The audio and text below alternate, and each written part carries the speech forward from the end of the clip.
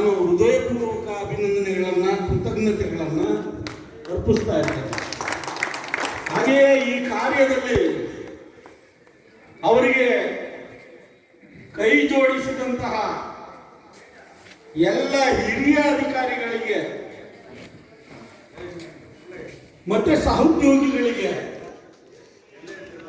ನಮ್ಮ ವಾದ್ಯ ವೃಂದದ ಕಲಾವಿದರು ಅದ್ಭುತವಾಗಿ ನುಡಿಸಿದ್ರು. ಅವರ ಧ್ವನಿಗೆ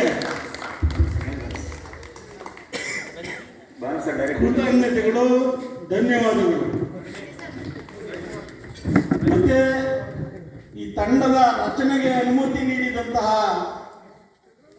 ಶಿಕ್ಷಣ ಇಲಾಖೆಯ ಎಲ್ಲ ಆಡಳಿತ ವರ್ಗಕ್ಕೆ ಕೂಡ ನಾನು ಧನ್ಯವಾದಗಳನ್ನ ಅರ್ಪಿಸ್ತಾ ಇದ್ದೇನೆ. ಹಾಗೆಯೇ ನಾನು ಕಲಾ ತಂಡದಲ್ಲಿ ಒಂದು ಮನವಿನ ಮಾಡ್ತಾ ಇದ್ದೇನೆ. ದಯಮಾಡಿ ತಪ್ಪು ತಿಳಿಬೇಡಿ. ಅಸಹನೆ, ಅಸಹಿಷ್ಣುತೆ, ದ್ವೇಷದ ಉಗ್ರ ಬಿತ್ತನಾ ಕಾರ್ಯ ನಡೀತಾ ಇರೋ ಈ ಸಂದರ್ಭದಲ್ಲಿ ಬುದ್ಧನಂತವನನ್ನ ಸಮಾಜದ ಮುಖ್ಯ ವಾಹಿನಿಗೆ ಮತ್ತೆ ಮುನ್ನೆಲೆಗೆ ತರೋಕೆ ಪ್ರಯತ್ನ ಮಾಡ್ತಾ ಇರೋ ನಿಮ್ಗೆಲ್ಲರಿಗೂ ಮತ್ತೊಮ್ಮೆ ಧನ್ಯವಾದಗಳು.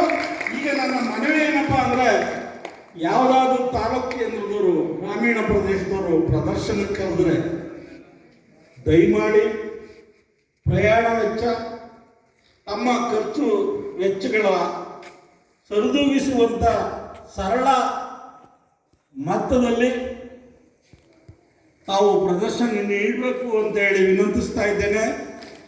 ಹಾಗೆಯೇ ನಮ್ಮ